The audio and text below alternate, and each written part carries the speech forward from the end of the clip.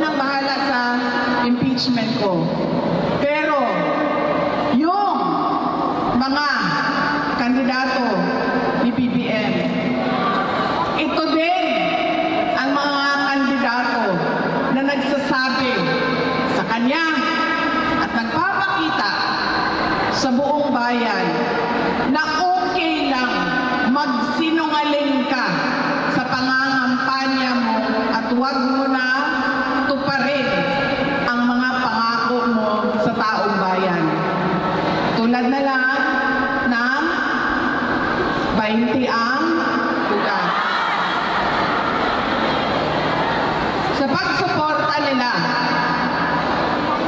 sa presidente nila, pinapakita nila na huwag mo na ibigay yan, nanalo ka na eh. Wala namang kulong sa hindi mo tinupad ang pangalan.